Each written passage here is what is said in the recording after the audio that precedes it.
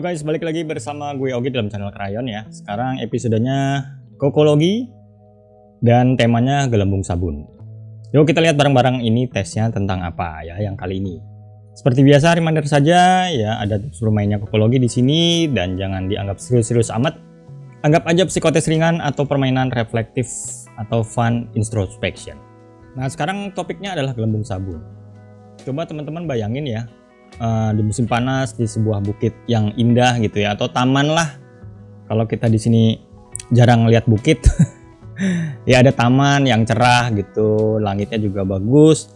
Terus teman-teman berinisiatif untuk main gelembung sabun gitu ya. Tahu kan gelembung sabun yang model-model gini nih ya. Jadi pakai alat atau pakai sedotan, teman-teman main niup gelembung sabun. Nah, nanti tesnya gini, ada 4 skenario ya cara main teman-teman gelembung sabunnya tuh seperti apa, dan menurut teman-teman nanti adegan yang terbaik menurut teman-teman tuh apa, silakan dipilih ya. Jadi ada 4 adegan ya nanti yang bisa teman-teman pilih.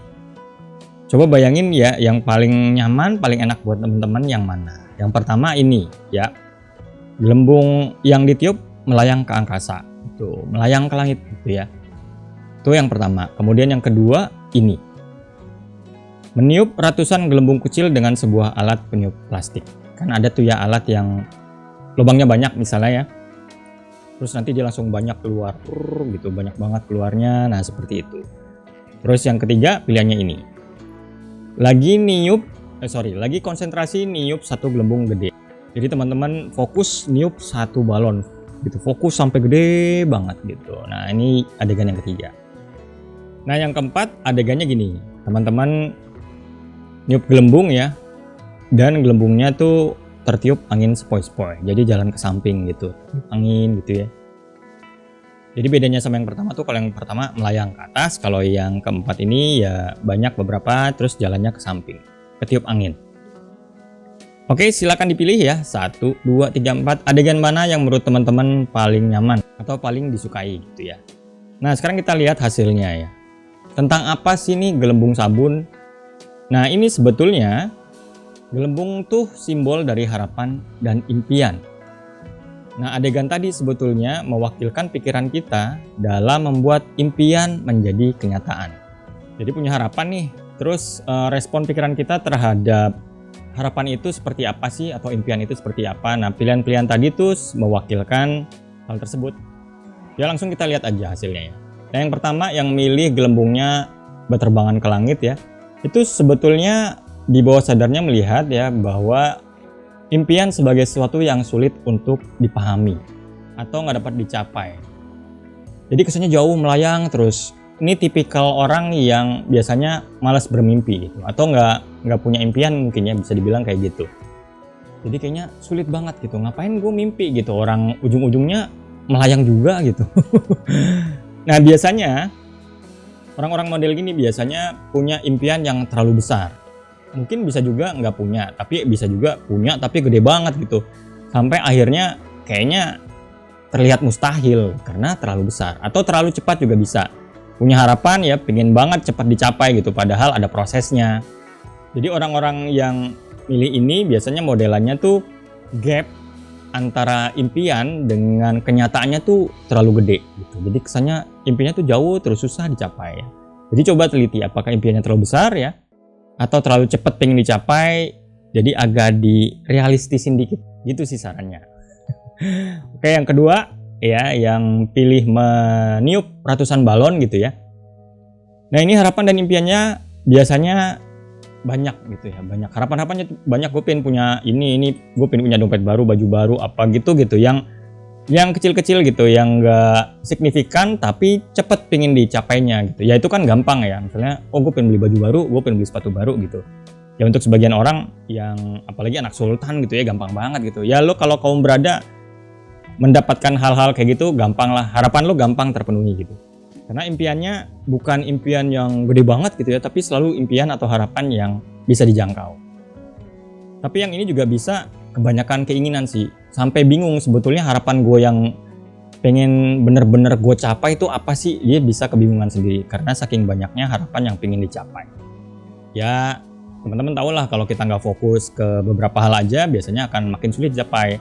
Makanya harapan tuh nggak usah terlalu banyak-banyak banget gitu ya, malah kita bingung. Malah kalau itu futuristik ya, maksudnya visioner di masa depan, bisa-bisa kalau kebanyakan semuanya nggak kecapai. Jadi sarannya ya agak dikecilin lah jumlah harapannya, atau diprioritaskan mana yang benar-benar gue pengenin, mana yang enggak. Itu ya. Terus yang ketiga ini, ya, yang fokus pada satu balon besar itu biasanya modelan orangnya tuh punya satu impian atau ambisi yang gede banget. Tapi kalau itu tercapai, itu bisa berpengaruh signifikan pada keseluruhan hidup teman-teman. Ya misalnya gue pengen jadi miliarder gitu, atau gue pengen jadi punya pabrik atau apalah, atau gue pengen jadi guru terkenal atau apa. Nah gitu-gitu tuh teman-teman bisa fokus ke situ ya. Dan akhirnya dengan tekad kuat, dengan fokus seperti meniup satu balon gede, fokusnya itu bukan mustahil itu bisa tercapai sebetulnya. Karena setiap impian atau setiap harapan pasti ada harganya. Dan kalau teman-teman mau ngebayar harganya itu ya dengan tekad, kerja keras, fokus, sangat mungkin itu bisa tercapai. Jadi sarannya sih kalau di buku kokologinya ya jangan lepas impian itu. Jadi teman-teman memang sudah punya satu target, satu impian ya yang gede, dan kalau itu kecapai hidup lo beres gitu.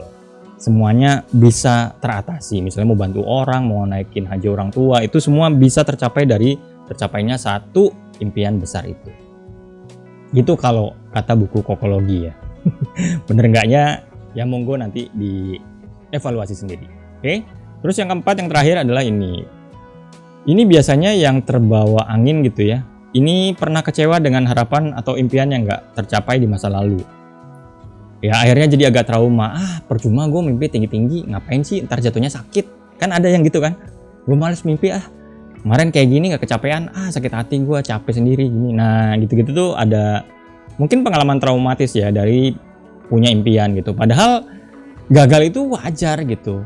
Gagal itu sesuatu yang sangat wajar. Apalagi target-target di masa depan gitu kan, impian, harapan, itu kan variabelnya banyak gitu yang menentukan. Kerja keras sendiri pun belum tentu akan sampai karena ada faktor X atau variabel yang banyak.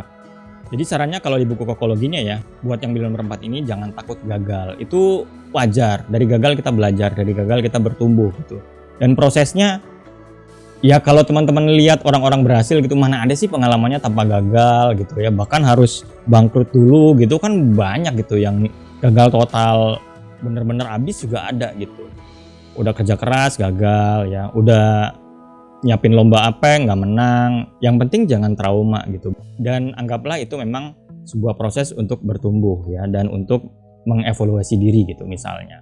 Jadi jangan kecewa dengan mimpi-mimpi atau harapan-harapan yang nggak tercapai. Memang begitu ya, kalau kita Tuhan mah enak ya, mau pengen apa dapat, pengen apa dapat. Ya itu Tuhan. Kalau kita kan bukan, jadinya up and down gitu ya, proses menyakitkan dalam pencapaian tujuan itu masih sangat wajar. Nah Bruce Lee juga pernah bilang ya, kalau punya impian, punya harapan tuh bukan cuman buat dicapai, tapi untuk memfokus gitu, memfokus resources kita buat ke harapan itu. Jadi kalau teman-teman punya impian, biasanya misalnya gue pengen jago badminton, waktu gue tuh akan tersita ke situ gitu. Atau teman-teman pengen jago piano, gue harus belajar piano nih berapa jam sehari. Waktunya tuh kita, tenaga kita, waktu, apa semua tuh bisa tersedot ke situ dan nggak tercerai-berai kemana-mana gitu. Jadi jangan takut sekali lagi ya buat punya harapan gitu, karena gagal enggaknya ya udah lillahi ta'ala aja gitu. Yang penting kita udah ikhtiar ya, dan punya mental baja gitu kalau memang suatu saat menemui kekecewaan. Jadi keep on dreaming guys, poinnya sih gitu. Oke, gimana? Mudah-mudahan cocok ya. Sesuai atau enggak saya serahkan kepada teman-teman sekalian. Semoga bisa membantu ya untuk merefleksikan diri. Dan itu aja untuk video kali ini, semoga bisa bermanfaat. Wassalamualaikum, bye.